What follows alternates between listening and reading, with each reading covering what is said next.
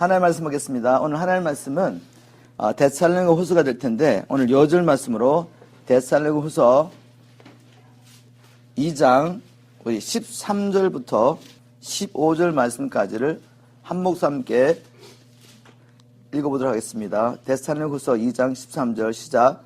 주의 사랑하시는 형제들아, 우리가 항상 너희를 위하여 마땅히 하나님께 감사할 것은 하나님이 처음부터 너희를 택하사 성령의 거룩하게 하심과 진리를 믿음으로 구원을 얻게 하심이니, 이를 위하여 우리 복음으로 너희를 부르사 우리 주 예수 그리스도의 영광을 얻게 하려 하심이니라. 이러므로 형제들아, 굳게 서서 말로나 우리 편지로 가르침을 받은 유전을 지키라. 아멘.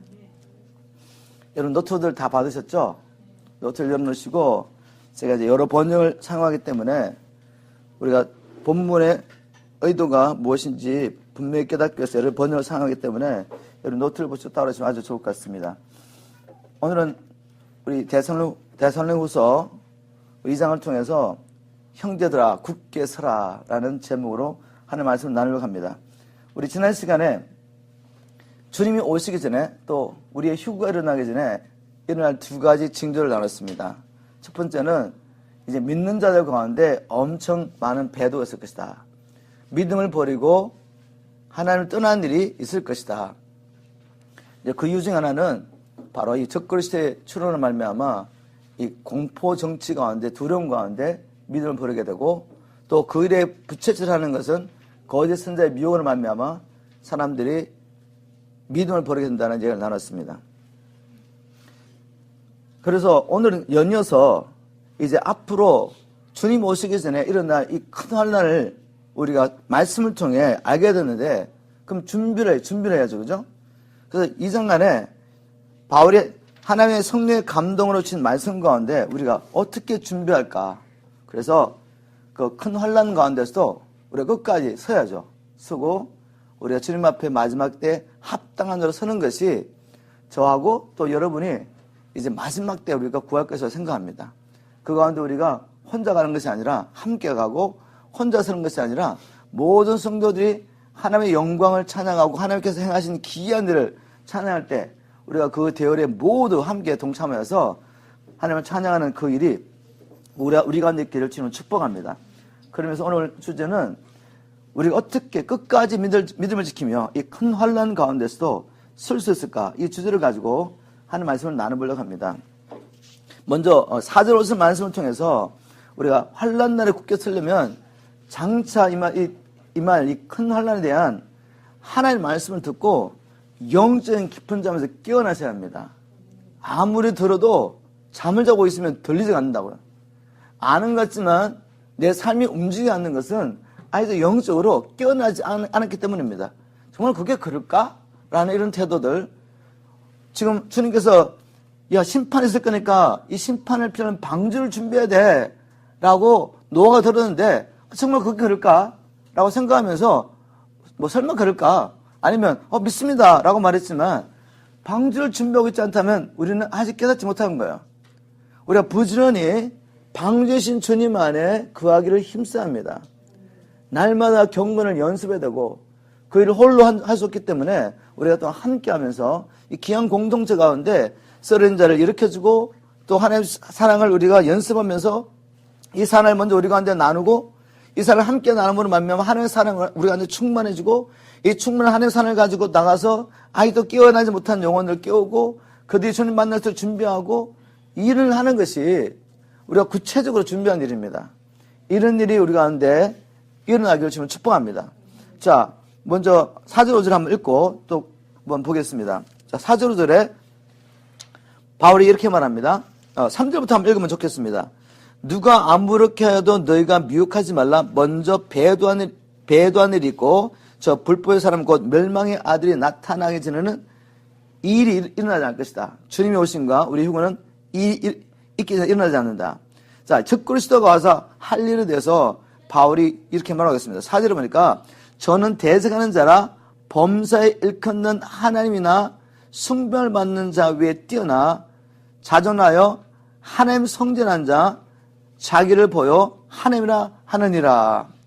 자, 하나님의 말씀은 1.1획도 변함없이 다 이루어질 것입니다. 이 일이 이루어질 거란 말이죠. 자, 이게 무슨 말인가 하면 현대의 성경을 보니까 쉽게 이해하셨습니다. 그는 소위 말하는 신들과 예배의 대상이 되는 모든 것을 대적하여 그 모든 것 위에 자기를 높이고 심지어 하나님의 성전에 앉아서 자기가 하나님이라고 주장할 것이다. 마지막 때 주 그리스도가 성전에 앉아서 자기가 하나님이라고 선포할 겁니다. 자, 이런 일이 일어나려면 전제 조건이 뭐죠? 예루살렘 성전이 회복돼야죠. 그죠? 그리고 유대인들은 아직도 메시아를 기다렸기 때문에 구약의 그 예배를, 제사를 드려야 합니다. 자, 그런 일이 일어날 것입니다. 그리고 그런 일이 일어나기 위해서 모든 역사는 준비됐습니다. 성전을 지을 모든 일은 다 준비됐단 말이죠. 이제 우리가 얼마든지 유튜브를 통해서 이런 인포메이션 얻을 수 있죠. 그죠? 성전을 재건할 모든 준비를 유대인은 마쳤습니다. 단지 그 뒤에 세울 땅이 준비가 안 된 거죠. 이 일을 수천 년 동안 준비했기 때문에 이 일은 반드시 이루어질 것입니다. 그리고 이제 주님 말씀대로 성령의 감동을 따라 바울이 말한 대로 이런 일이 있을 것입니다. 이 일에 대해서는 구약에서도 말했고 신약에도 말했는데 먼저 우리 한번 요한계시록 13장 7절 8절을 통해서 주시는 말씀을 나눠보겠습니다. 오늘은 제가 가능하면은 여러분들에게 너무 많은 인포메이션을 주면 헷갈리기 때문에 제가 이제 성경구조 많이 주려고 했는데 오늘 한번 요한계시록 중심으로 바울이 말한 이 적그리스도가 하나님의 성전에 앉아서 자기를 하나님이라고 주장할 것이라는 이 이야기가 바울만 성령의 감동을 깨달은 것이 아니라 다니엘도 알았고 또 사도 요한도 알았는데 한번 사도 요한이 기록한 요한계시록 등을 보겠습니다. 7절 8절 요한계시록 13장 7절 8절 여러 가지 노트에 현대 성경에 번역을 보니까 또 짐승은 성도들과 싸워 이기는 것이 허락되었고 언어와 종족을 초월하여 세계 모든 나라와 민족을 다스리는 권세를 받았습니다. 즉 그리스도가 이 땅의 모든 백성들을 나라를 다스리는 권세를 누구한테 받았겠죠? 받았습니까? 마귀가 요한계시록에 보니까 13장에 보니까 자기의 보호자와 권세와 능력을 다 줬습니다. 즉 그리스도에게. 마귀의 손은 뭔가 하면 온 세상을 통치하는 거거든요. 그래서 자기의 분신인 이 적그리스도에게 자기의 권세와 능력과 보호자까지 다 줘가지고 한번 주님이 오시기 전에 주님이 할 일을 자기가 흉내 한번 내보는 거죠. 그래서 이 적그리스도가 이제 모든 나라, 언어, 종족을 초월하여 모든 민족을 다스릴 권세를 받습니다. 그러므로 세상이 창조된 이후 죽임을 당하신 어린 양의 생명책에 이름이 기록되지 못하고 땅에 사는 사람들은 모두 그 짐승에게 경배할 것입니다. 생명책에 기록되지 않는 모든 사람들은 이 공포 정치 아래서 적그리스도에게 모두 경배해야 될 것을 이해하고 있습니다. 자, 13장 14절에 보니까 이 둘째 짐승, 이제 이 적그리스도와 구별되어서 이 적그리스도가 모든 사람에게 경배를 받도록 하기 위해서 적그리스도가 표적과 기적을 행하면서 사람들을 미혹하고 그 다음에 적그리스도에게 절하지 모든 자를 죽이는 권한을 받게 됩니다. 그에 대한 기록이 요한계시록 13장 14절에 있습니다. 이 둘째 짐승, 즉 거짓 선지자는 능력을 받아 첫 번째 짐승, 곧 적그리스도죠. 적그리스도의 우상에게 생기를 주어 말을 하게 하고 이게 표적과 기적입니다. 역사를 일으키는 거죠. 그 짐승, 적그리스도의 우상에게 경배하지 않는 사람은 누구든지 다 죽이게 했습니다. 이 공포정치입니다. 공포정치. 자, 그런데 요한계시록 3장 5절에 보니까 주님께서 4대 교회에게 경고하시면서 이런 말씀하셨습니다. 이기는 자는 이와 같이 흰 옷을 입을 것이요 내가 그 이름을 생명책에서 반드시 흐리지 아니하고 그 이름을 내 아버지 앞과 그 천사 앞에서 시인하리라. 이 말씀을, 이 경고를 누구에게 했냐면 불신자에게 한 것이 아니죠. 그죠? 믿는 자에게 했습니다. 이기는 자, 너희가 미혹과 유혹과 박해를 통해 이 세상이 어떻게든 너희를 믿음을 버리게 만들려고 역사할 텐데 여기서 이겨야 한다. 이기려면 주님 안에 있어야죠. 성령의 권능을 받아야죠. 아들의 생명이 있어야죠. 내가 사는 게 아니라 예수가 살아야죠.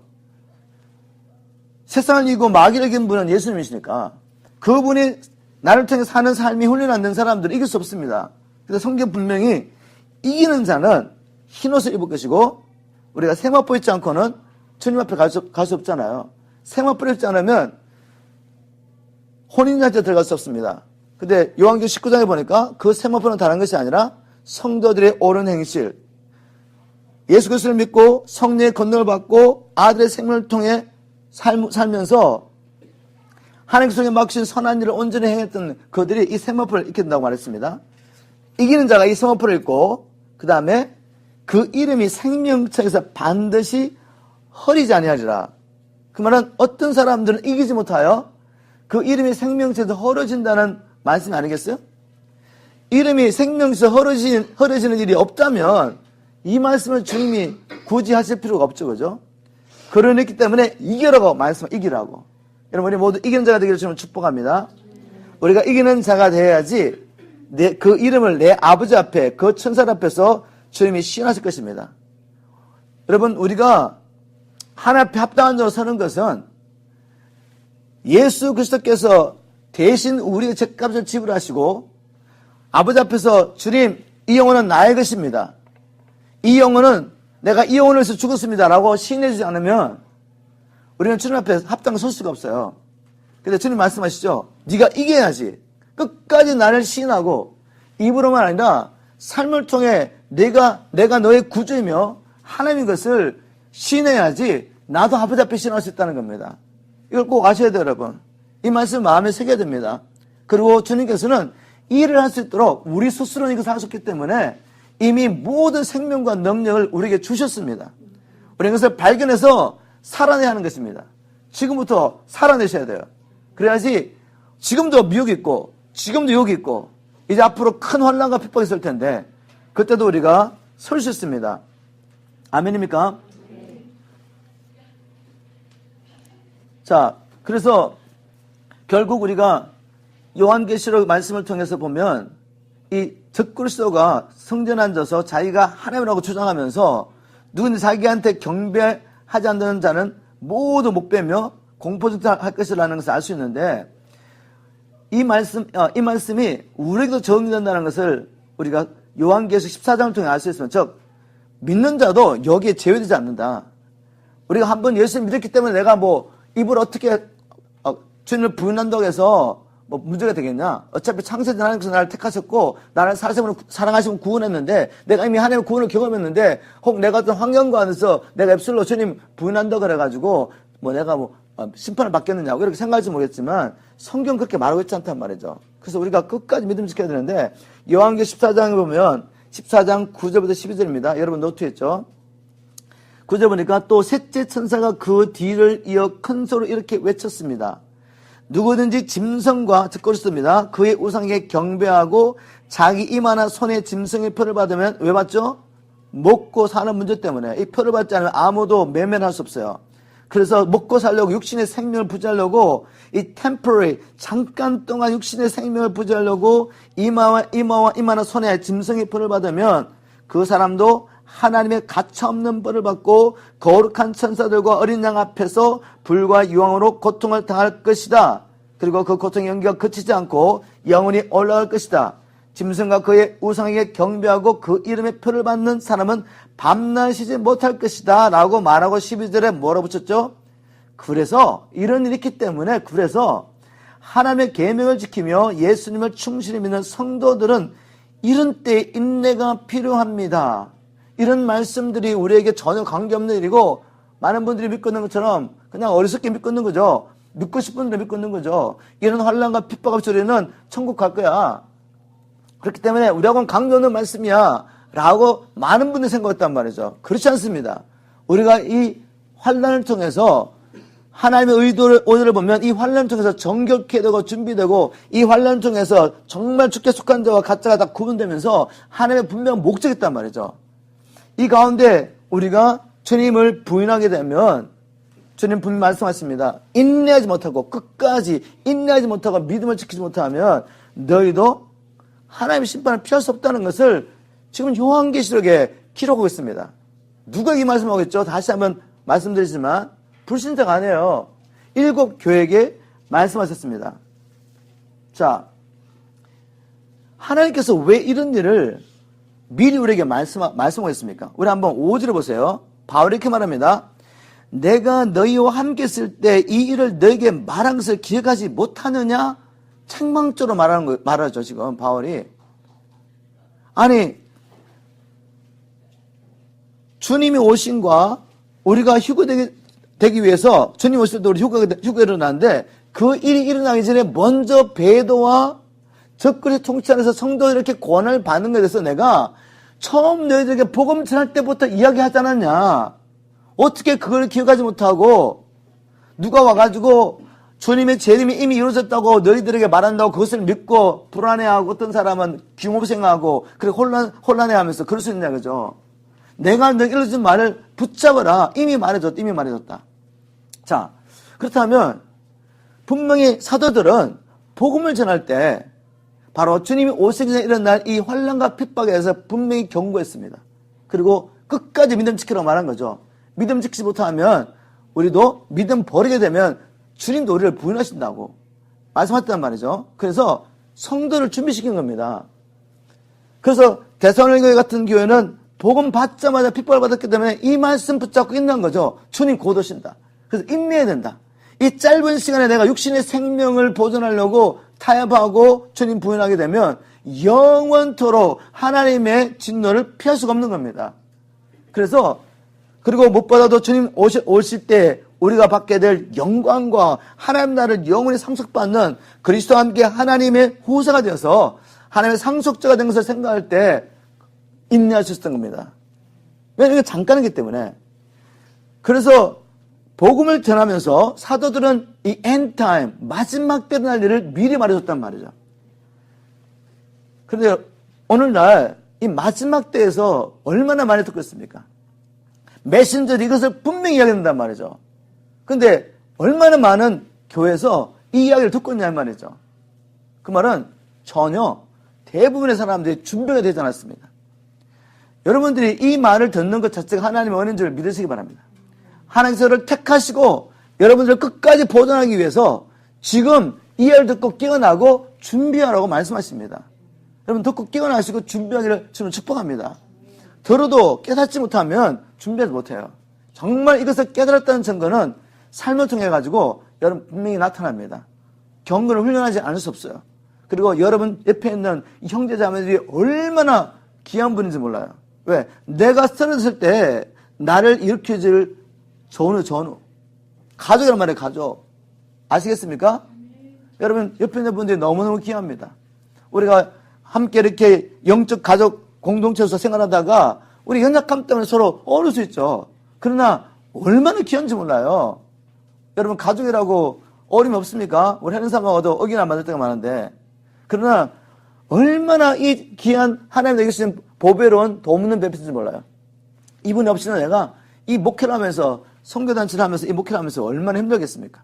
서로 위로하고 제가 힘들 때 옆에서 격려해주고 저를 챙겨주는 우리 전우가 있단 말이죠. 우리 모두가 이렇게 전우가 되어서 사랑하는 영적인 가족으로서 혼자 가는 것이 아니라 연약한 지체를 함께 붙잡고 일어나서 이 길을 끝까지 가기를 저는 축복합니다. 혼자 살려고 하면 반드시 죽습니다, 여러분. 같이 살려고 할 때 우리가 함께 이길 수 있는 겁니다. 아멘? 자, 그래서 우리가 마지막 때에 쓸 일에 대해서 알고 있어야 된다. 그리고 이게 이 마지막 때에 대한 주님 말씀을 듣고 영적으로 깨어나야지 뭐 환란이 왔을 때 준비돼서 서든지 말든지 하지 않겠습니까? 첫 번째 단추가 안 되면 그 뒤에 건 아무리 이야기해도 소용이 없는 거죠. 먼저 하나님의 말씀을 듣고 깨어나시길 주님 축복합니다. 자, 두 번째 우리 6절 8절을 통해서 주시는 말씀이 있습니다. 우리가 어떻게 환란 날에 굳게 설 수 있느냐? 우리 아버지 하나님께서 모든 주권을 가지시고 자기 뜻대로 인간 나를 다스리고 계시다는 것을 결코 잊어서는 안 됩니다. 이게 왜 중요하죠? 적그리스도가 나타나가지고 공포정치를 할 때 사람들이 이렇게 생각합니다. 아무도 이 적그리스도 이길 수가 없는 거죠. 공포 가운데 쌓였습니다. 그럼에도 불구하고 우리 믿는 자는 확신이 있습니다. 야, 너도 아버지 하나님의 선하신 뜻 안에서 지금 일을 하고 있는 거야. 너의 일어남과 너의 패함이 내가 믿는 하늘과 땅과 바다와 우주와 그 가운데 충만한 모든 걸 창조하신 우리 아버지의 손에 달려있어. 이걸 알게 할 때 여러분, 그리고 아버지께서 우리를 위해서 또 자기 영광을 위해서 이 일을 계획 가운데 허락하셨기 때문에 이것은 정해진 시간에만 있을 일입니다. 이걸 확실히 믿지 않으면 우리가 어떻게 이 공포정치 가운데서 두려움 가운데 빠지지 않겠습니까? 그러나 그도 아버지의 뜻 안에 있다는 걸 아셔야 돼. 성경 말씀을 통해서 한번 이걸 나눠보겠습니다. 6절에 보니까 이렇게 말하죠. 저로 하여금 저의 때에 나타나게 하여 막는 것을 지금도 너희가 안 하니. 즉 그리스도가 지가 어떤 계획을 가지고 온 세계를 점령할 플랜을 짜고 지금 열심히 활동하고 있지만, 그러나 그도 하나님의 어떤 목적을 이루려고 지금 준비되고 있는 것입니다. 그리고 하나님의 때가 아니면 절대로 나타날 수가 없어요. 7절에 보니까 불법의 비밀이 이미 활동하였으나 즉 그리스도의 역사는 초대교회도 있었단 말이죠. 역사 가운데 계속 있었습니다. 마귀는 온 세상을 예수님이 원래 통치해야 되는데, 우리가 그리스도와 함께 우리가 통치해야 되는데, 자기가 사람을 속여가지고 하나님의 뜻과 관계없이 이 온 세상을 다스리려고 하잖아요. 그래서 지금도 그의 활동은 지금도 있습니다. 그러나 지금 막는 자가 있어서 그 중에서 옮길 때까지 하리라. 이제 막는 자가 이 손을 떼면 그때 불법한 자가 나타나리니, 그의 나타남, 또 뒤에 보니까 주 예수께서 그의 입의 기운으로 저를 죽이시고 강림하여 나타나시면 패하시리라. 그의 패하심, 이 모든 것이 막는 자의 손에 달려있습니다. 이 막는 자가 누구냐에 대해서 성경학자들이 해석이 많아요. 그러나 그 때문에 여러분이 삼천포로 빠질 필요 없어요. 왜냐하면 성경에서 어떤 상징을 말할 때 그게 뭔가 막 쫓아가다 보면 하나님께서 정말 말하고 싶은 핵심적인 것을 놓쳐버린단 말이죠. 그게 뭐든 전혀 관계없습니다. 이 적그리스도는 결국 자기의 건성과 능력으로 오는 게 아니에요. 사단의 건수로 옵니다. 그렇다면 이 사단의 건설을 막을 수 있는 자가 누구겠습니까? 하나님이 누구를 통해 막든지 다른 분이 아니란 말이죠. 예수님이세요. 예수님. 마귀를 이기신 예수님 외에는 사단을 막을 존재가 없단 말이죠. 결국 이 사단도 주님의 손 안에 있습니다. 주님의 손. 사단의 존재는 막 강경 같지만 또 그를 통해 그의 대리인을 이 땅에서 공포정치를 하면서 온 세상 사람들을 공포관대 불어넣고 통치하고 있는 이 적그리스도가 대단한 것 같지만 피조물. 하나님의 말씀 입김에 그냥 살할 수밖에 없는 아주 미변 존재란 말이죠. 거기에 비하면 우리의 영원하신 아버지, 우리가 사랑하시는 신랑 예수님은 너무나 놀라운 분이십니다. 자, 성경에 뭐라고 기록했습니까? 8절에 보니까 주께서 그 입의 기운으로 저를 죽이시고 강림하여 나타나심으로 패하시리라 말씀하시면서 이런 말씀들이 이제 성경에 다니엘서도 있고 많이 기록되는데 제가 한번 읽어보겠습니다.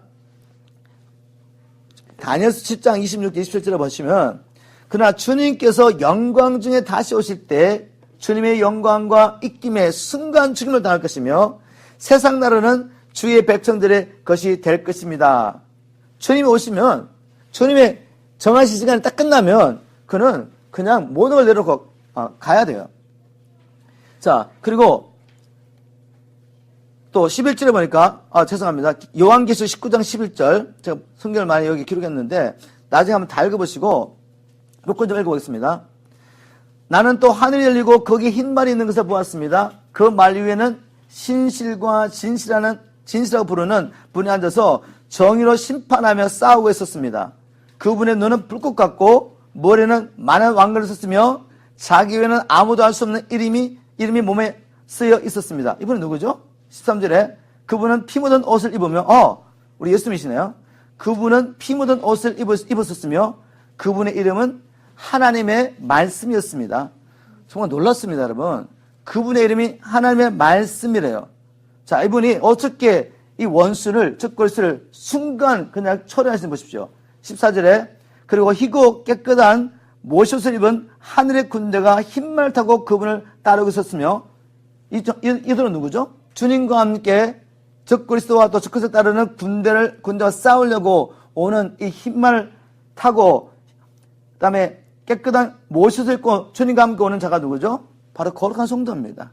주님이 공중 재림하실 때 우리는 휴거돼서 순간 변화된 몸으로 혈과 육이 아닌 완전히 다른 몸을 가지고 부활해서 주님을 만나게 되는데, 영광스러운 주님과 함께해서 우리도 영광성으로 변화된단 말이죠. 이제 주님께서 이 땅에 모든 악을 제거하시고 아버지의 나라를 이루어 오실 때 우리가 주님과 함께 오는 것입니다.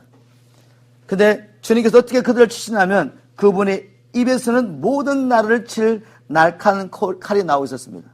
말씀으로 그냥 멸해버리는 거죠. 말씀으로.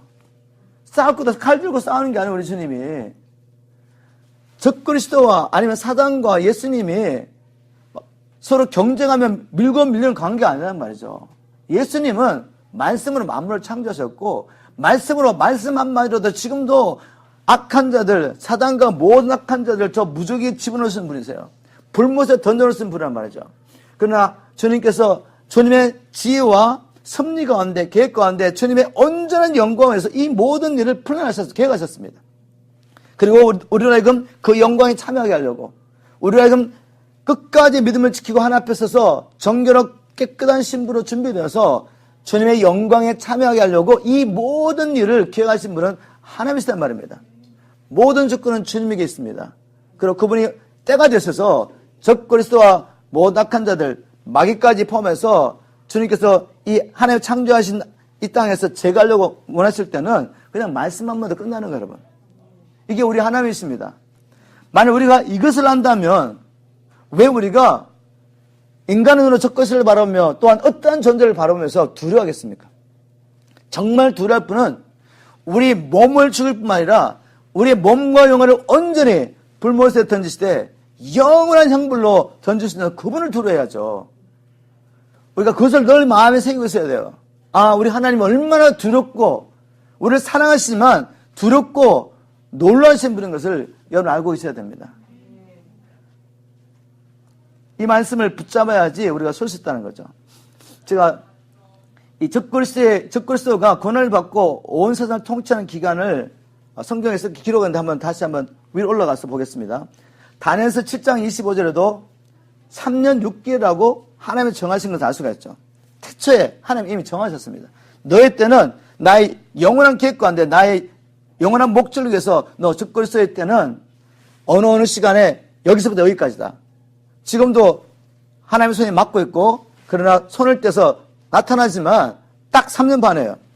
자, 현대인 성경으로 제가 다니엘서 10장 25절 보겠습니다. 그가 장차 가장 높으신 하나님을 대적하여 말할 것이며 성도들을 괴롭힐 것이다. 그가 또 때와 법을 변경시키려고 할 것이며 성도들은 3년 반 동안 그의 지배를 받을 것이다. 이것은 주님이 오시기 전에 500년 전에 다니엘이라는 선지자를 통해 하나님이 말씀하셨습니다.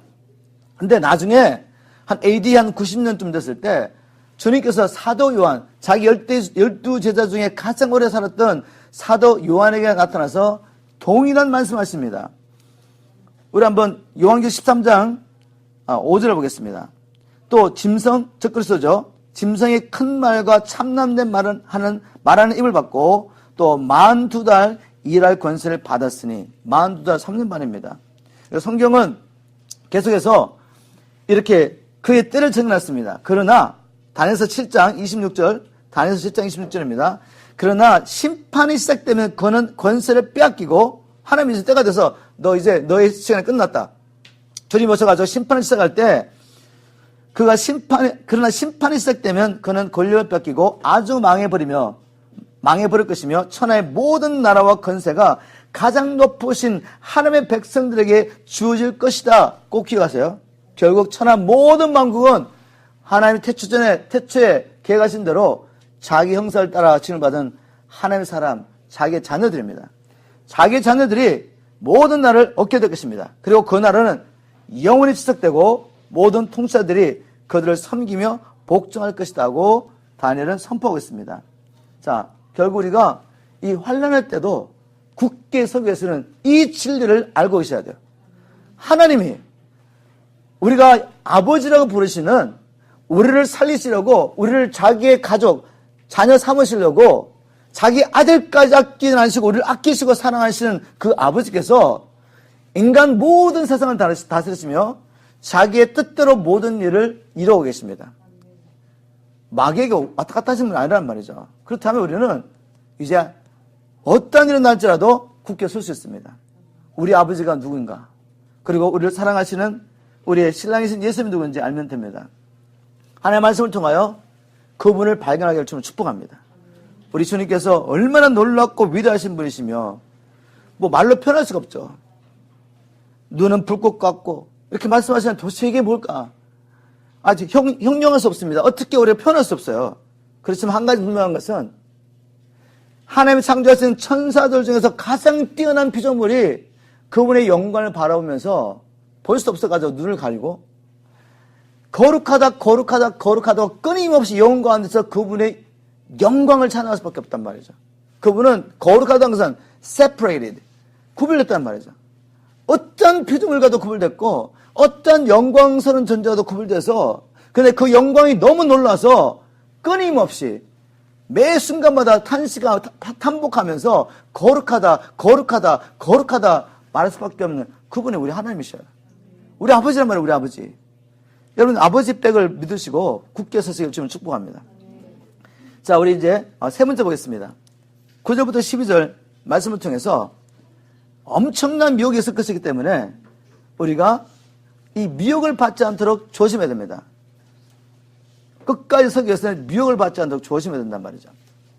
자, 9절에 보니까 악한 자의 임함은 사단의 역사를 따라 모든 능력과 표적과 거짓 기적과 불의의 모든 속임으로 멸망한 자에게 임하리니, 이 악한 자, 이 적그리스도가 나타나는데 성경에 보니까 요한계시에 보니까 사단이 그에게 모든 권세와 능력과 보좌를 줬습니다. 그래서 이 거짓 표적과 기적으로 나타나서 수많은 사람들을 미혹합니다.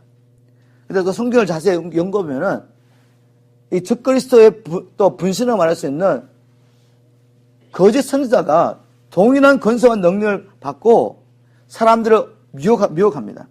그 말씀이 바로 현대인의 성경, 우리 한번 요한계시 13장 13절 14절 그리고 또 19장 20절에 있는데 한번 보겠습니다. 적그리스도 혼자 사는 게 아니라 그의 또 대리자 말할 수 있는 그의 동력자죠. 오른팔로 말할 수 있는 이 거짓 선지자가 나타나서 미혹한단 말이죠. 거짓 선지자라는 말은 여러분, 이 존재가 교회 안에서도 엄청 역사할 걸 말합니다. 교회도 이 거짓 선지자의 미혹에 안전하지 않습니다. 제가 성경을 통해 보여드리겠습니다. 일단 먼저 요한계시록 13장 13절 14절 보면 그 짐승 거짓 선지자는 큰 기적들을 행했으며 심지어 사람들이 보는 가운데 하늘에서 불이 땅으로 내려오게까지 했습니다. 구약의 엘리야가 했던 일을 얘기하는 거죠. 그 짐승, 거짓 선지자는 첫 번째 짐승, 적그리스도 첫 번째 짐승이 하던 기적을 그대로 행하며 땅에 사는 사람들을 속이고, 이 적그리스도가 하는 일입니다. 미혹, 속이는 거죠. 속이고 부상을 당했다가 살아난 짐승을 위해 그들에게 우상을 만들려고 했습니다. 자, 적그리스도와 함께 거짓 선지자가 활동할 것을 성경이 이야기하고 있습니다.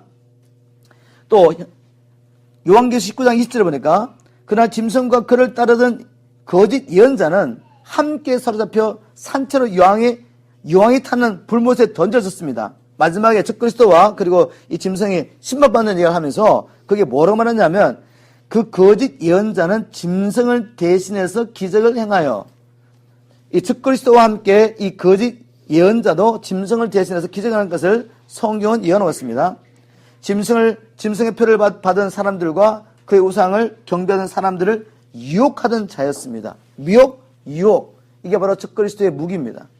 그럼 결국 마귀는 공포정치, 두려움과, 또 밖으로는 공포정치죠. 두려움과 교회 안에서는 미혹을 통해서 수많은 사람들을 믿음을 버리고 멸망의 길로 이끌어갈 것입니다. 이 미혹을 조심해야 됩니다. 자, 그러면 결국 이 성경 보니까 사람들이 멸망을 당하게 되는 이유는 10절 뒷부분 보세요. 보니까 이는 저희가 진리의 사랑을 받지 아니하여 구원함을 얻지 못함이니라. 그것이 구원을 받으려면 하나님께서 우리의 죄를 용서하시기 위해서 독생될 수 있다는 이 진리의 사랑을 받아야 되는데 이걸 믿어야 되잖아요. 받는다는 것은 믿는 것입니다. 살아낸 믿음은 반드시 역사가 나타나죠. 살아있는 믿음. 즉 정말 주님께서 우리를 살리시려고 우리 죄인을 살리시려고 자기 아들 독생자를 주셨다는 이 사랑을 정말 믿으면 어떤 일이 나죠? 믿음의 역사가 나타나. 믿음의 역사가 나타나서 그 역사는 다른 것이 아니라 뭐 기적과 표적을 그것도 역사로 말할 수 있지만 진정한 믿음의 역사는 우리가 육신의 정욕과 세상의 풍속을 따라 살던 이 삶, 즉 마귀와 죄의 권세를 살던 이 삶에서 벗어나서 해방되어서 자유해서 이제는 사시고 참되신 하나님을 섬길 수 있는 것보다 더 큰 믿음의 역사는 없습니다. 맞습니까? 마귀도 얼마든지 자기 거짓 선자들과 자기 정도를 통해 가지고 예수님은 기적과 표적을 행할 수 있단 말이에요. 사람 살리고요, 예언하고 뭐 치유하고 다 할 수 있습니다. 그런데 마귀가 못하는 게죠. 이 사람이 하나님 앞에 돌아가게 하는 일을 못해요. 근데 우리가 진리의 사랑을, 이 복음을 믿어버리면 어떤 일이 났냐면 성령께서 우리를 사단의 권세에서 하나님께로 돌아가게 만들어버립니다. 이게 가장 강력한 믿음의 역사죠. 이 미혹을 받고 결국 하나님의 심판을 받는 사람들은 이 사랑을 버렸단 말입니다. 받지 않았다는 거죠. 오늘도 우리가 예배 가운데 이 사랑에 대한 기도와 찬양과 하나님 앞에 올려드렸는데 여러분 이 사랑을 믿고 이 사랑을 받은 증거가 우리 삶 가운데 있는 것이 얼마나 큰 축복인지 모릅니다. 똑같은 복음이 접받았는데 어떤 사람은 이것을 믿지 않는단 말이죠. 이 사랑을 거부한단 말입니다. 아니면 지식으로만 알고 있지 역사가 나타나지 않아요. 즉 죽은 믿음을 갖고 있는 거죠. 그러나 우리는 이것을 믿어들었고 하나님의 사랑이 우리에게 실체가 됐고 이제는 믿음의 역사와 함께 사랑의 수가 있는 것입니다. 사랑의 수를 하다가 우리가 억울한 일을 당하고 어려움을 당하지만 소망 가운데 인내할 수 있는 것, 이것은 하나님 놀라운 은혜죠. 이게 그냥 일어나는 일 아닙니다. 왜냐하면 똑같은 복음을 듣고도 어떤 사람은 이것을 멸시한단 말이죠. 거부한단 말입니다. 그래서 결국 어떻게 됩니까? 이제 11절 보니까 이러므로 하나님의 유혹을 저희 가운데 역사하게 하사 거짓 것을 믿게 하시면 이렇게 기록하고 있습니다. 지금 진리의 사랑이 선포될 때 누가 역사하죠? 성령이 깨닫게 하고 회개케 하고 돌이키는데 돌이키를 원치 않는 거죠. 세상이 너무 좋은 거야. 이걸 버릴 수가 없어요. 그래서 안 받아들려고 하니까 성령의 역사가 아니고 그 다음에 뭐가 따라오죠? 미혹의 역사가 막 나타나는 거죠. 미혹의 역사입니다. 그래서 온갖 생각을 다 집어넣어가지고 말도 안 돼. 지금 믿을 수가 없어. 그리고 뭘 생각나게 만들죠? 내가 버릴 수 없는 세상의 것들. 마귀가 우리를 잡아먹으려고 던져준 유혹과 미혹과 세상의 즐거움, 인생의 쾌락, 그런 것들을 붙잡게 만드는 거죠. 누가? 미혹의 영이. 성경에 분명히 나와 있습니다, 여러분. 우리가 진리 영을 거부하면 하나님의 진리가 선포되는데 성령이 깨닫게 하시는데 자꾸만 딴 생각이 막 들어오잖아요. 그래서 진리의 말씀을 거부하면 그 다음에 미혹의 영이 돌아가지고 거짓말이 진리처럼 믿어진단 말이에요. 결국 어떻게 됩니까? 멸망받죠. 그 결과는 하나님의 심판을 피할 수 없습니다. 12절에 진리를 믿지 않고 불을 좋아하는 모든 자로 심판을 받게 하십니다. 하나님의 심판은 공의롭습니다. 하나님은 우리를 사랑하심으로 악이 죽는 것을 원치 않아서 하나님께서 이 복음을 이 세상에 주셨는데 어떤 사람이 이 복음을 듣고도 이걸 거부한단 말이에요. 진리의 사랑을 거부하며 미혹의 영을 오히려 받고 거짓을 쫓아가다가 결국 멸망하는 겁니다. 그러나 이 복음을 깨닫고 이제 여러분의 삶이 바뀌어서 참되고 사신 하나님을 섬길 수 있는 것은 얼마나 큰 은혜인지 모릅니다. 결국 우리가 이 미혹을 이겨야 합니다. 그러면 우리가 어떻게 이 미혹을 받지 않고 끝까지 믿음을 지킬 수 있을까? 이제 큰 네 번째 보십시오. 복음의 진리를 끝까지 붙잡아야 돼요. 복음의 진리를. 우리 한번 13절부터 15절 말씀 보겠습니다. 제가 한번 13절 읽어보겠습니다. 주의 사랑하신 자들아, 주의 사랑하신 형제들아, 우리가 항상 너희를 위하여 마땅히 하나님께 감사할 것은 하나님의 처음부터 너를 택하사 성령의 거룩게 하심과 진리를 믿음으로 구원을 얻게 하심이니. 자, 이제 13절에 와서 앞에 이제 사람들이 왜 심판을 받게 되는지 이야기했습니다. 진리의 사랑을 거부하기 때문에 아무리 마귀가 강력하게 적그리스도와 거짓 선자를 통해 역사를 해도 진리의 사랑을 받으면 미혹에 빠지지 않습니다. 아멘? 그들이 결국 미혹을 받는 이유는 진리를 사랑하지 않는 겁니다. 세상을 사랑하고 자기를 사랑하고 세상의 것들을 사랑하기 때문에 예수를 믿는다고 말하지만 그 마음 깊은 것은 아직 버리지 못한단 말이에요. 세상의 것을. 우리가 안 되는 자가 한 명 있으면 안 돼요, 여러분. 잘 보세요, 여러분 안에. 내가 세상의 것을 뭔가 붙잡고 있지 않는지 알면서 자꾸 타협하고 내가 이렇게 살면 안 되는데라고 말하지만 계속하고 가다가 어디까지 가시겠습니까, 여러분? 제 말이 너무 셉니까, 여러분? 강합니까? 아니요. 살려면 칼을 들어야지. 여러분 안에 마귀가 심어놓은 거짓말 찾아내가 잘라버리셔야 돼. 그렇지 않으면 나중에 주님의 비싼 칼로 죽게 됩니다, 우리가. 심판을 받게 된단 말이에요. 그래서 이 미혹을 받지 않으려면 하나님의 진리의 말씀에 굳게 서야 되는데 바울이 이렇게 말합니다. 하나님이 처음부터 너희를 택하사 성령의 거룩하게 하심과 진리를 믿음으로 구원을 얻게 하심이니 이 말씀 통해 우리가 서야 할 복음의 진리가 뭐냐? 이겁니다. 이렇게 말했습니다. 하나님이 우리를 택하신 목적은 성령의 거룩해 하심이라는 말씀을 통해서 성령님을 통해 우리를 거룩해 하기 원하셨습니다. 우리를 택하신 목적, 복음 제대로 깨닫어야 돼요. 그냥 우리가 거룩하게 살아지 않아도 하나님의 은혜로 이 모든 거룩하지 못한 걸 다 덮어주고 경건치 못한 삶을 다 덮어주고 우리를 천국 가게 하기 위해서가 아니라 하나님 우리를 택하신 것은 성령의 능력으로 우리를 거룩해 하기 위한 것입니다. 아멘. 우리가 거룩하게 살기 위해 추구해야 되지만 거룩하는 것은 세상과 구분돼서 오직 복음과 그래서 사는 것인데 거룩하는 것은 그냥 기도하고 금식하고 구제하고 이 생각을 그랬죠. 왜냐하면 바리새인들은 열심히 금식하고 열심히 기도하고 열심히 11조하고 구제했지만 하나님이 그걸 거룩하다고 말하지 않았단 말이죠. 거룩함이라는 것은 이제는 하나님께서 우리를 창조하신 목적대로 하나님께 온전히 헌신돼서 세상 사람들은 구분된 삶을 사는 것입니다. 세상 사람들은 땅의 끝에서 기쁨과 만족을 추구하지만 우리는 주님 안에서 기쁨과 만족을 추구하고 세상 사람은 자기를 위해서 성을 샀지만 우리는 하나님의 나라를 이루어가는 사람 말이죠. 이게 거룩함입니다.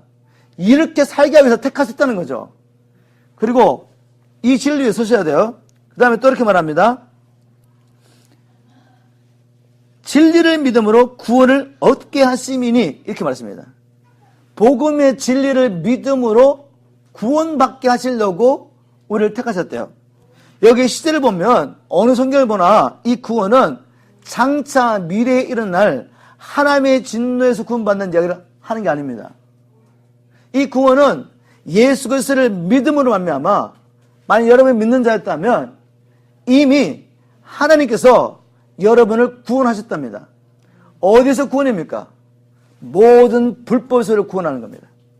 죄와 사단의 권세에 붙잡혀 살 수밖에 없는 우리를 바로 진리의 복음을 들음으로 구원하셔서 이제 우리가 하나님 나라를 위해서 하나님의 친백성으로 살다 보니까 바로 거룩함이라는 삶이 나타나는 겁니다. 이것을 위해서 하나님께서 우리를 구원하셨다. 우리를 택하셨다는 이 진리의 복음을 믿고 여기 서야 된단 말이에요. 왜냐하면 다른 복음이 있기 때문에. 다른 복음이 있으시면 미혹이면 금방 넘어집니다. 금방 타협합니다, 여러분. 미혹뿐만 아니라 핍박, 환난을 하면 금방 타협한단 말이에요. 우리가 사단의 미혹과 유혹과 핍박에도 굳게 서려면, 특별히 앞으로 장차는 환난에 굳게 서려면 이 진리의 복음 위에 굳게 서야 됩니다. 어떤 진리의 복음? 예수님이 선포하셨고 사도들이 증거한 이 진리의 복음, 지금 바울이 말한 이 진리의 복음, 하나님이 너를 택하신 것은 너희들이 복음의 진리를 믿음으로 말미암아 죄와 사단의 권세에서 구원받고 이제 성령의 권능을 받고 세상과 구분돼서 하나님의 친백성으로 살면서 거룩한 삶을 살게 하기 위해서 하나님이 너를 택해 주셨다는 이 진리의 복음을 믿으셔야 됩니다. 그리고 이렇게 사는 자들에게 하나님께서 영생과 함께 하나님 나라를 세워야 되는 하나님 나라를 영광스러운 나라를 주실 것이라는 이 진리의 복음을 믿으셔야 돼요. 그래야지 환난 때도 이기지. 미혹과 욕관에서 이길 수가 있죠. 그렇지 않으면 우리가 잘못된 복음 받아들이면 쉽게 넘어가게 됩니다. 아멘입니까, 여러분? 15절에 보겠습니다. 15절 보니까 이러므로 형제들아 굳게 서서 말로나 우리 편지로 가르침을 받은 유전을 지키라. 이런 목적으로 하나님께 여러분을 불러주셨기 때문에 택하여 주셨기 때문에 형제들아 굳게 서래요. 이 진리의 복음에 굳게 서야 됩니다. 굳게 서서 말로나 우리 편지로 가르침을 받은 유전을 지키라 이렇게 말했습니다. 제 성경에는. 자, 이게 뭐냐? 먼저 데살로니가 성도들에게 말로 선포했죠. 복음을. 그죠? 말로 선포했습니다. 그 다음에 나중에는 편지 썼습니다. 편지. 말로나 편지로 가르쳐준 이 복음, 이 진리의 복음을 유지라고 말한 거죠. 이 진리의 복음을 이제는 지키셔야 됩니다. 복음을 믿는다는 것은 복음을 복종하는 것입니다. 믿으면, 참 믿으면 반드시 복종이 된단 말이에요. 순종한단 말이에요. 같은 말을 제가 하고 있는 겁니다. 이 미혹을 이기려면 계속해서 이 진리의 복음, 사도들이 먼저 예수님이 선포하셨죠? 먼저 예수님이 선포하신 이 복음을 사도들이 받고 또 그들이 예수님을 대신하여 이 복음을 전했습니다. 나중엔 자기들 갈 수 없는 곳에 교회는 세워놨지만 교회가 세움을 입고 난 다음에 유혹이 오고 핍박이 오고 미혹이 옵니다. 이들을 지키려고 사도들이 붓을 들었습니다. 열심히 성령의 감동으로 교회를 지킬 수 있도록 글을 썼단 말이죠. 내가 너희들에게 말로 전 복음과 지금 내가 너희들이 글로 쓴 이 모든 진리의 말씀, 진리의 복음을 이제는 살아내라, 복종해라. 그래야지 미혹이 와도 분별할 수 있고 이길 수 있다. 그래야지 핍박이 와도 진리의 말씀에 굳게 서서 이길 수 있다. 여러분, 우리가 미혹을 이기려면 또 이 마지막 때에 있을 큰 환난을 이기려면 끝까지 복음의 진리를 붙잡아야 합니다. 아멘입니까? 이제 마지막으로 바울이 하는 말이 있습니다. 바울이 또 기도를 합니다. 결국 우리가 힘을 다하여 성령님과 함께 사역해야 되지만 또 성도들과 함께 싸워야 되지만 하나님이 우리와 함께 하지 않으면 아무것도 할 수 없습니다. 그래서 바울은 데살로니가 후서 매장마다 금요일하고 난 다음에 기도를 합니다. 금요일하고 난 다음에 기도합니다. 금요일하고 난 다음에 기도합니다. 1장, 2장, 3장 다 끝이 기도입니다. 기도. 그 말은 뭐죠? 항상 깨어서 기도하지 않으면 우리는 이 큰 환난 때에 설 수 없다는 것입니다. 예수님도 우리가 마지막 때 이 큰 환난 가운데 설 수 있도록 깨어 기도하라고 항상 기도라고 말씀하셨죠. 누가복음 21장 25절부터 26절 말씀을 여러분이 가진 노트를 통해서 한번 선포하겠습니다. 이날은 온 지구상에 거하는 모든 사람에게 이 말이라. 이제 누가복음 21장을 보면 마태복음 24장 그리고 마가복음 13장에 나와 있는 기도, 즉 주님이 오시기 전에 있을 징조들에서 말씀하십니다. 그 징조들 가운데 마지막 징조는 하늘의 별들이 막 떨어집니다. 여러분, 해와 달이 어두워지고 그 가운데 사람들이 두려워뜬단 말이죠. 그런데 우리 믿는 자들에게는 너희들이 구원이 가까워서 이제 머리를 들라고. 내가 올 때가 다 됐으니까 이 사인을 보면 이제 들림받을 준비하라고 말합니다. 그러고 난 다음에 주님 하시는 말씀이 이날은 온 지구상에 거하는 모든 사람에게 이 말이라. 너희에게도 임할 것이고 그리고 그 다음에 불신자에게 임할 것인데 이것은 믿는 자를 심판하기 위해서 일어나는 일이 아니잖아요. 이것은 믿는다고 말하지만 가짜가 있단 말이죠. 쭉정이와 알곡을 나누고 알곡으로 하여금 바로 이 환난과 핍박 가운데 오직 한 분 주님이 오실 것을 소망하며 기도하며 주신 사명 감당하면서 준비하라고 허락하신 거죠. 이 일은 온 지구상에 거하는 모든 사람에게 임할 것이기 때문에 이러므로 너희는 장차올리 모든 일을 능히 피하고 인자 앞에 서도록 항상 기도하며 깨어있으라 하시니라. 여기서 여러분 피한다는 말을 우리가 이 환난을 통과하지 않고 하나님 앞에 가까이서 그렇게 해석하면 안 돼요. 열심히 깨어서 기도하면 환난 통과하지 않고 우리가 이 큰 환난 없이 그냥 천국 갈까 주님 만나게 될까 이렇게 해석하시면 모든 다른 성경과 맞지가 않단 말이죠. 우리 주님이 앞에서 계속 하는 이야기였는데 그래서 성경을 제대로 연구하려면 그 한 구절만 다 뽑아가지고 자기가 원하는 대로 해석하면 안 돼요. 전체적인 예수님이 하신 말씀과 성경을 다 보면 구약이나 신약이나 하나님 우리의 유익을 위해서 이 어려운 시간을 지나가게 합니다. 우리가 잠깐 혼란을 당하지만 그 정해진 시간에 우리가 정결되고 깨끗하게 되어서 하나님 앞에 거룩한 신부로 서게 하시고 또 그때 인내하며 믿음을 지킨 자들에게 하나님이 해하지 않는 하나님의 나라와 영광을 주시려고 허락하신 것이란 말이에요. 여기서 피한다는 말은 그때 우리가 멸망하지 않고 마침내 하나님 앞에 하나님의 뜻대로 서기 위해서 이 말입니다. 서기 위해서는 우리가 항상 기도하며 깨어있어야 합니다. 자, 그런데 바울이 데살로니가 성도를 위해서 무엇을 위해서 구했는지 한번 보겠습니다. 16절 보니까 우리 주 예수 그리스도와 우리를 사랑하시고 영원한 위로와 좋은 소망을 얻어주신 하나님 우리 아버지께서 바로 예수 그리스도와 아버지 하나님께서 이 기도에 자기의 기도에 응답하셔서 이런 일이 있기를 원합니다라는 말입니다. 17절에 너희 마음을 위로하시고 기도의 응답으로 하나님께서 데살로니가 성도들 지금도 핍박과 환난 가운데 있는 너희들 위로해 주시고 그래서 그 결과로 계속해서 모든 선한 일과 말에 굳게 하시기를 원하노라. 결국 여러분 바울이 무엇을 위해서 기도했냐면 영적 싸움에서 가장 좋은 전략은 도망다는 게 아닙니다, 여러분. 도망다는 게 아니라 우리가 적극적으로 싸우는 것입니다. 하나님께서 계신 이 사명을 감당해서 끊임없이 우리가 준비하고 우리의 삶을 주님 앞에 드리는 이 선한 일을 끝까지 할 수 있도록 데살로니가 교회 성도들의 마음이 강하기를 기도한 거죠. 그런데 여기 보니까 그냥 모든 선한 일을 굳게 하시기를 원하노라, 모든 선한 일을 행할수록 강건해지기를 원하노라 이렇게 끝날 수 있는데 모든 선한 일과 말을 했단 말이죠. 저는 이 말씀 묵상하면서 야 정말 우리가 오랫동안 준비하고 애쓰고 주님의 나라를 위해서 우리가 힘써서 이렇게 함께 일하다가 선한 일 하다가 말 한마디에 모든 걸 다 잃어버렸었구나 알게 됐습니다. 말이 얼마나 중요한지 몰라요.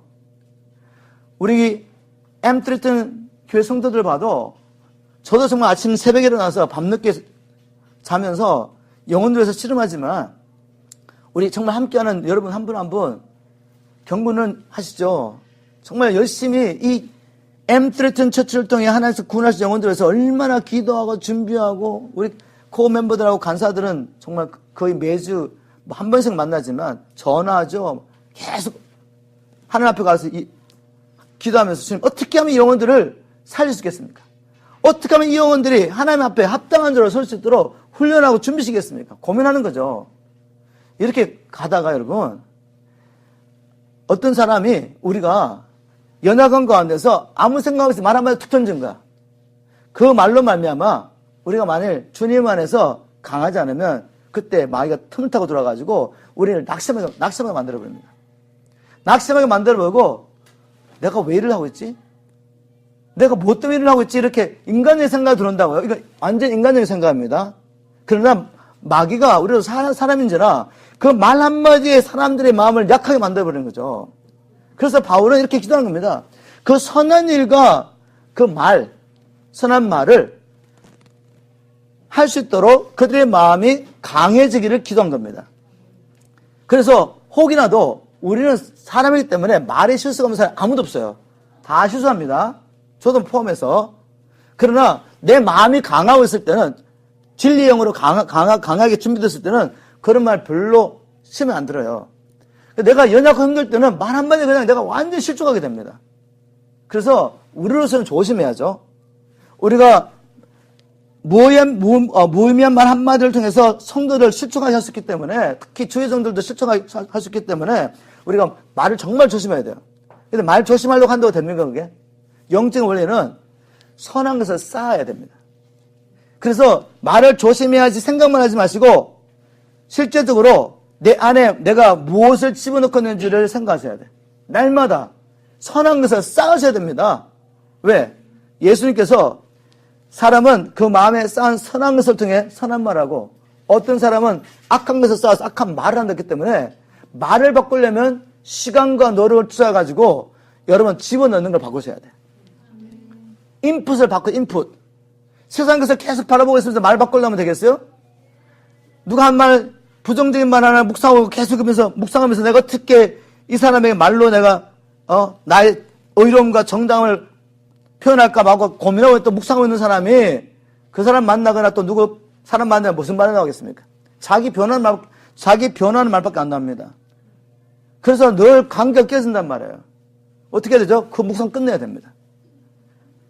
하나님의 사랑으로 주님 그 연약함을 지고 내가 또 그 연약함을 통해 들어온 그 말, 영의 지배를 받지 않게 해서 하나님 앞에 기도하는 거죠. 하나님 앞에 기도하고 하나님 다스려주기를 기도하고 하나님 저는 죽었습니다.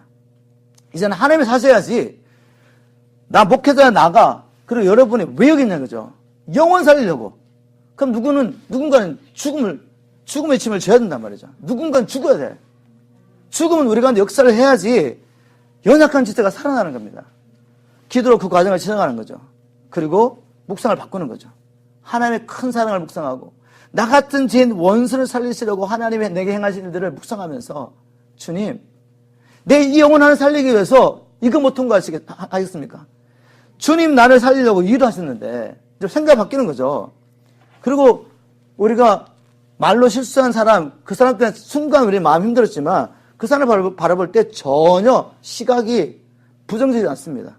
너무 사랑스럽고. 왜? 주님이 이미 나를 통해 사시기 때문에.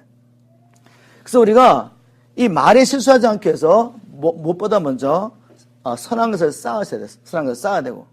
혹 그런 일이 연약함이 일어났을 때 바로 이렇게 주님 안에서 잘 처리하지 않으면 우리는 결국은 나의 변을 하게 되죠. 그럼 그것이 결국 세우지 못하면 다 무너뜨립니다. 자, 그래서 오늘 말씀을 통해서 나눈 것을 잠깐 요약하면 요약을 마치겠습니다.